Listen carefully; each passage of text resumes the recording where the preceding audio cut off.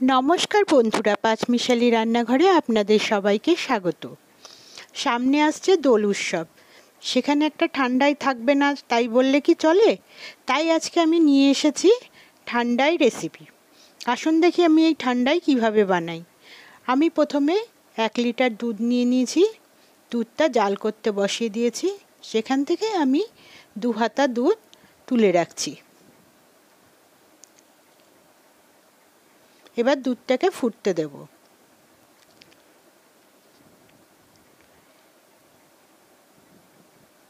এদিকে যে দুধটা আমি তুলে রেখেছিলাম তার মধ্যে 2 চামচ কাস্টার্ড পাউডার দিয়ে দিচ্ছি। বড় 2 চামচ কাস্টার্ড পাউডার দিয়েছিলাম। সেটাকে ভালো করে মিশিয়ে নেব। মিশিয়ে নিয়েছি। এদিকে নিয়ে নিয়েছি চারমগজ, আমন্ড, পেস্তা আর কাজু। এগুলোকে আমি সব জলে ভিজিয়ে নিয়েছি। আর নিয়েছি ছোট এলাচ। এগুলো 2-3 ঘন্টা জলে ভিজিয়ে রেখেছিলাম, তারপরে জল ঝরিয়ে নিয়েছি। এদিকে দুধটাও ফুটে উঠেছে, আরও আমি কিছুক্ষণ জাল করে নেব।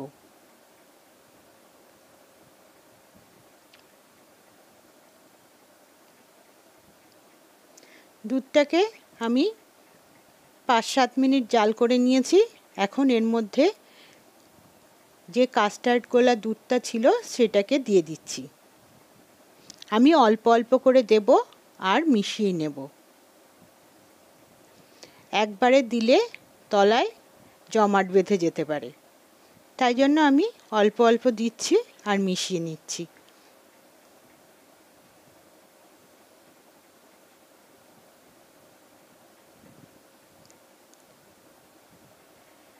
মিশিয়ে নিয়েছি। এবার দুধটাকে একটু ঘন হতে দেব। দুধটা বেশ ঘন হয়ে গেছে। আমি এবার গ্যাসটা বন্ধ করে আমি এটাকে একদম ঠান্ডা হতে দেব। রুম টেম্পারেচারে আসলে আমি এটাকে ফ্রিজে রেখে দেব। এদিকে আমি ড্রাই ফ্রুটগুলো নিয়ে নিয়েছি আর ছোট এলাচের দানাগুলোকে দিয়ে দিলাম। আর দিয়ে দিলাম অল্প একটু দুধ দিয়ে এটাকে এবার একটা পেস্ট বানিয়ে নিলাম।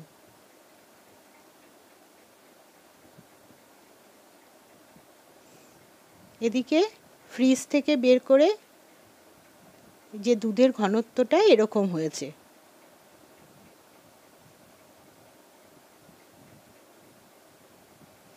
এখন আমি এর মধ্যে দিয়ে দিচ্ছি যে ড্রাই ফ্রুটটা আমি পেস্ট করে রেখেছিলাম, সেটাকে আমি এখানে 3 চামচ মতো দিয়ে দিলাম।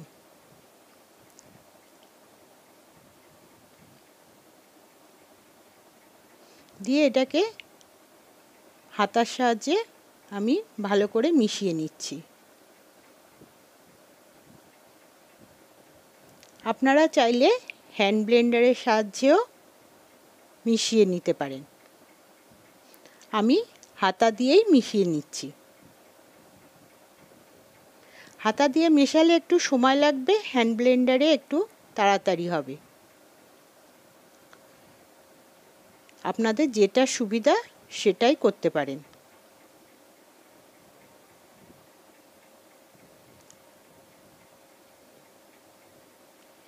এই ঠান্ডাটা কিন্তু খুবই হেলদি।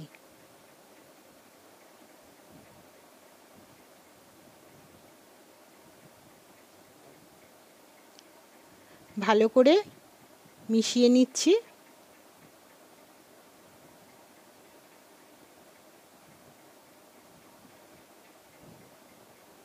আমি কিন্তু এখনো এতে কোনো চিনি দিইনি।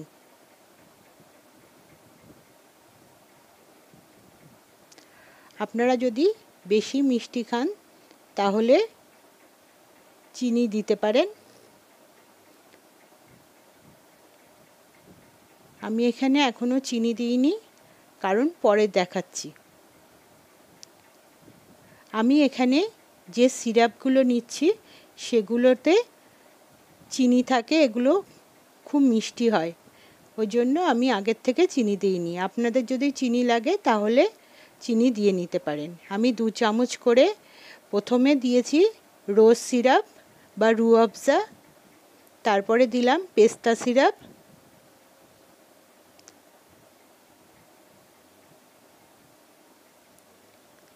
তারপরে দিলাম কেশর সিরাপ।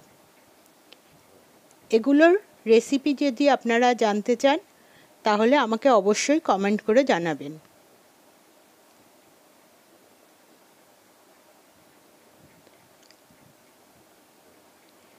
এবার আমি এর মধ্যে দিয়ে দিচ্ছি দুধের যে মিশ্রণটা আমি রেডি করে রেখেছিলাম সেটাকে দিয়ে দিচ্ছি।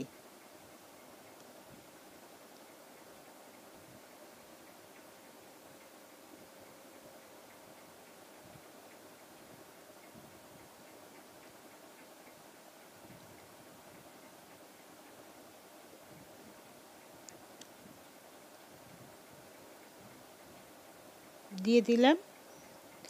এবার চামচের সাহায্যে আমি এগুলোকে ভালো করে দুধের সঙ্গে সিরাপটা মিশিয়ে নেব।